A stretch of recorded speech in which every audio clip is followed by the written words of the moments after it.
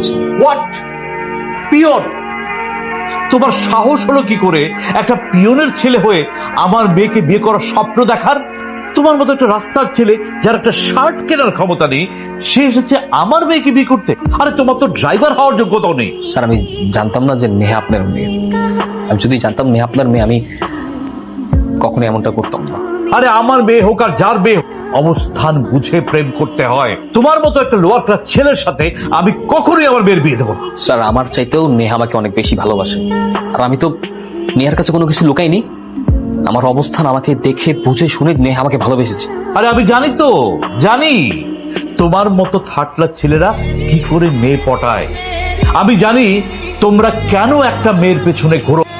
টাকা তো না, কত টাকা চাই তোমার? আরে টাকার জন্যই তো ফাঁদ পেতেছো, তাই না? বলো কত টাকা হলে তুমি আমার মেয়ের পিছু ছাড়বে?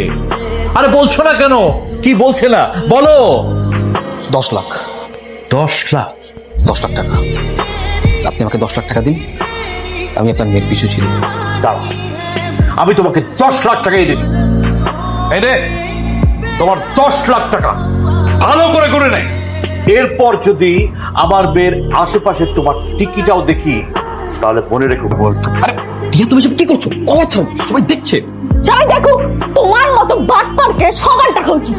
নেহা আমার কথা তো শোনো। আমার কথা যদি না শুনে তুমি এরকম সিনকের তোর কোনো কিছুই বুঝবে না। আমার কথা তো শোনো তুমি। আমি তোমার কোনো কথা শুনবো না, আমি তোমাকে খুন করবো। তোমার সাহস হয় কি করে? তুমি আমার বাবার কাছে আমাকে বিয়ের প্রস্তাব দাও? হ্যাঁ, কি হচ্ছে এসব? ম্যাডাম, আপনি করছেন কি? ছাড়ুন না ওনাকে, ছাড়ুন।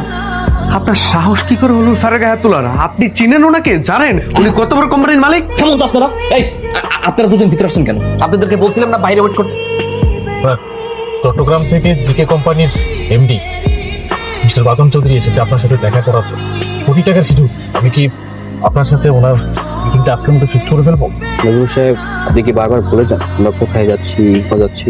স্যার, আপনার বিয়ের জন্য পাত্রী দেখতে যাচ্ছি। রাইট, আমার বিয়ে এবং তার জন্য পাত্রী দেখে। এই ব্যাপারটা কি আপনার কাছে নরমাল মনে হচ্ছে? সরি স্যার, ভুল হয়ে গেছে স্যার, আর হবে না। আসলে এটা খুবই গুরুত্বপূর্ণ বিষয় স্যার। মানে একজনের সাথে আপনার একটা বিয়ের ব্যাপারে আলোচনা হচ্ছে, এটা তো সারা জীবনের ব্যাপার। আর হবে না স্যার। আপনি যখন বুঝতেই পারছেন ব্যাপারটা গুরুত্বপূর্ণ, সো আজকের যত বিজনেস মিটিং, যত কন্ট্রাক্ট, যা কিছু আছে সব cancel. Got it? Okay sir. আর খোঁজ নিয়ে দেখুন মেয়েটা পৌঁছেছে কিনা। জি স্যার, আমি এখনই কল দিচ্ছি স্যার। আসসালামু আলাইকুম। ওয়ালাইকুম আসসালাম। ম্যাডাম কি পৌঁছে গেছে রেস্টুরেন্টে? হ্যাঁ, রেডি হয়ে গেছে। প্লিজ ম্যাডামকে একটু তাড়াতাড়ি করতে বলেন। আমাদের স্যার রেস্টুরেন্টের কাছাকাছি পৌঁছে গেছে। এক্ষুনি রওনা দেবে। রওনা দিচ্ছে মানে? তুমি মিথ্যা কেন বলছো বাবা? আমি তো এই ছেলেটার সাথে দেখা করতে যাবো। দেখা করবো না মানে করবো না, এইটাই ফাইনাল। দেখা করতে যাবি না মানে? তুই জানিস এটা কত বড় কোম্পানির মালিক? এই বয়সে সে একটা বিশাল কোম্পানি প্রতিষ্ঠিত করেছে। কোটি কোটি টাকার মালিক। ছেলেটি বিশাল পাথরের বিজনেস আছে। তাতে কি হয়েছে বাবা? তুমি কি ছেলেটাকে দেখেছো? না দেখিনি, তবে তার এনআরভি কোম্পানির নাম অনেক শুনেছি। শুধুমাত্র কোম্পানির নাম শুনে তুমি তোমার মেয়েকে একটা ছেলের সাথে বিয়ে দিতে চাচ্ছ? ম্যাডাম, আমার স্যার কিন্তু দেখতে অনেক সুন্দর। আপনি যদি তার সাথে একবার দেখা করেন, আমার মনে হয় আপনার পছন্দ হবে। আপনার একবার দেখা করা উচিত। শোন মা, আমি বলছিলাম কি, ছেলেটা যখন এত বড় একটা কোম্পানির মালিক আর সবাই বলছে মানুষ হিসাবেও নাকি ছেলেটা খুব অমায়িক, তুই বরং একবার গিয়ে দেখে আয়, তারপর না হয় ডিসিশন নিস। হ্যাঁ হ্যাঁ, সেটাই মা। ঠিক আছে। আচ্ছা কি ব্যাপার নজরুল সাহেব, ওনারা এত দেরি করছেন কেন? স্যার, কথা হয়েছে তো, মানে কাছাকাছি আছে, চলে আসবে স্যার। তাহলে আপনি কাজ করুন, আপনি বাইরে অপেক্ষা করুন, আর মেয়েটা আসলে শুধু মেয়েটাকে পাঠিয়ে দিবেন। জি স্যার। আসসালামু আলাইকুম ম্যাডাম। ওয়ালাইকুম আসসালাম। স্যার আপনার জন্য ওয়েট করছি, উনি ভিতরে ঢুকছেন। আপনি কোথায় যাচ্ছেন? স্যার আমাদেরকে ভিতরে যেতে নিষেধ করেছে। ও আচ্ছা, তা আপনার কি মনে হচ্ছে স্যার কি ম্যাডামকে পছন্দ করবে? ম্যাডাম কিন্তু দেখতে অনেক সুন্দর, স্যারের সাথে খুব ভালো মানাবে। টাকা বলতো। আরে রিয়া, তুমি সব কি করছো? কলা ছাড়ো, সবাই দেখছে। সবাই দেখো, তোমার মতো বাটপারকে সবার দেখা উচিত। নেহা আমার কথা তো শোনো। আমার কথা যদি না শুনে তুমি এরকম সিনকের তোর কোনো কিছুই বুঝবে না। আমার কথা তো শোনো তুমি। আমি তোমার কোনো কথা শুনবো না, আমি তোমাকে খুন করবো। তোমার সাহস হয় কি করে? তুমি আমার বাবার কাছে আমাকে বিয়ের প্রস্তাব দাও? হ্যাঁ, কি হচ্ছে এসব? ম্যাডাম, আপনি করছেন কি? ছাড়ুন না ওনাকে, ছাড়ুন। আপনার সাহস কি করে হলো স্যারের গায়ে হাত তোলার? আপনি চিনেন ওনাকে? জানেন উনি কত বড় কোম্পানির মালিক? কেমন তো আপনারা? এই আপনারা দুজন ভিতরে আসছেন কেন? আপনাদেরকে বলছিলাম না বাইরে ওয়েট করতে, কেন আসছেন? আজকের পর থেকে তোমার এই চেহারাটা যদি আমি দেখি না, আমি তোমাকে খুন করবো বলে গেলাম। স্যার আমার মনে হয় এখনই পুলিশকে একটা কল করা উচিত। হ্যাঁ, একদম ঠিক বলেছেন। এখনই ফোন করুন। না, কোনো কিছু করতে হবে না। আমি কিছুক্ষণ পর আসছি, আপনারা অফিসের দিকে আসুন। আমি তো কিছুই বুঝতে পারছি না।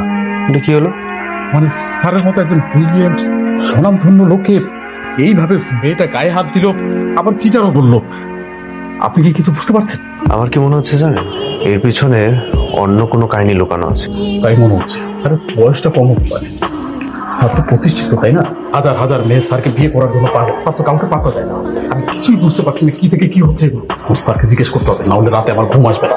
একদম ঠিক বলেছেন, আমারও সেটাই মনে হচ্ছে। আরের কাছ থেকে পুরো কাহিনীটা না শোনা পর্যন্ত আমি এক বন্ধুর নিঃশ্বাস নিতে পারবো না। চলুন। স্যার আসবো? হ্যাঁ বলো স্যার, হ্যাঁ প্লিজ কাম ইন। স্যার, আজকে যে অনাকাঙ্ক্ষিত ঘটনাটা ঘটলো স্যার, শামসুল সাহেব এবং আমি এটা কোনো মতো মেনে নিতে পারছি না, স্যার।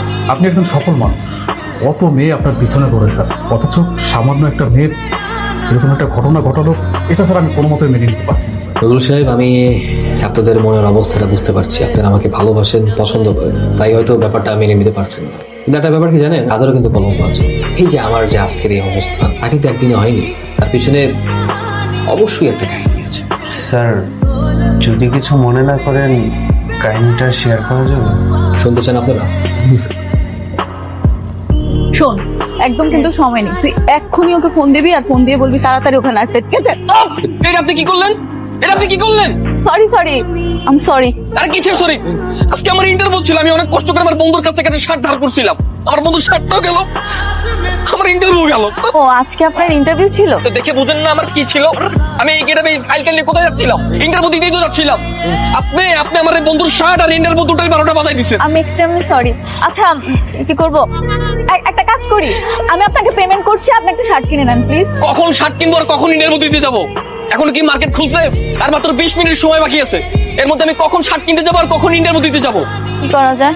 ও হ্যাঁ, আমার সাথে তো গাড়ি আছে, আপনি চলুন, আমি আপনাকে শপিং করে দিচ্ছি। আসুন আসুন আসুন। ফার্স্ট মামা, শপিং মলটা এখনো খুলেনি?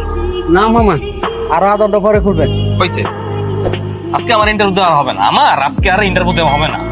আচ্ছা আপনি এত প্যানিক হবেন না, চলুন অন্য কোথাও যাই। অন্য কোথাও যাবো মানে? আমি কি আপনার সঙ্গে ঘুরতে এসেছি যে এক জায়গা থেকে আরেক জায়গায় যাবো? আপনি বুঝেন না যে 10টা বাজে আমার ইন্টারভিউ? আর কোনোদিনও শুনছেন যে ঢাকা শহরে 10টার আগে কোনো শপিং মল খোলা থাকে? যারা এখন কি করবো রে, বুঝতে পারছি না তো। একটা আইডিয়া আছে, গাড়িতে তোর মতো সেম একটা হোয়াইট শার্ট আমার আছে, ভাই আপনি ওটা পরে যান। হ্যাঁ হ্যাঁ, আপনি ওইটা পড়ুন, ওইটা পরে ইন্টারভিউ দেন, ভালো হবে। পাগল নাকি আপনারা? পাগল! একে তো কফি দিলে আমার শার্ট নষ্ট করছেন, এখন আবার বলতেছেন যে মেয়ে মানুষের ড্রেস পরে ইন্টারভিউ দিতে যাবো। আচ্ছা শুনুন, আপনি একটু শান্ত হন, একটু বোঝার চেষ্টা করেন। মিস্টেকেলি একটা ঘটনা ঘটে গেছে, ওটা তো আর ফেরত আনতে পারবো না, চেষ্টা তো করলাম তাই না? আর সবচেয়ে বড় কথা, আপনি তো চাকরিটা করবেন আপনার যোগ্যতা দিয়ে, শার্ট দেখিয়ে না। আপনি শার্টটা পরে যান, কোনো সমস্যা নেই, অ্যাটেন্ড করতে পারবেন ইন্টারভিউটা। প্লিজ পরে যান, প্লিজ প্লিজ। ঠিক আছে, কই চলেন। হ্যাঁ হ্যাঁ, আমি আপনাকে ড্রপ করে দিচ্ছি আর শার্টটা দিচ্ছি। আসুন। রেজাল্ট তো ভালোই, শুধু চাকরি হয়নি কেন? স্যার, আপনি তো জানেনই বর্তমান সময়ে চাকরি পেতে হলে শুধুমাত্র রেজাল্ট না, ভালো রেফারেন্স থাকাও দরকার। যেমন মামা চাচা লাগে, মাঝে মধ্যে ঘুষও দিতে হয়।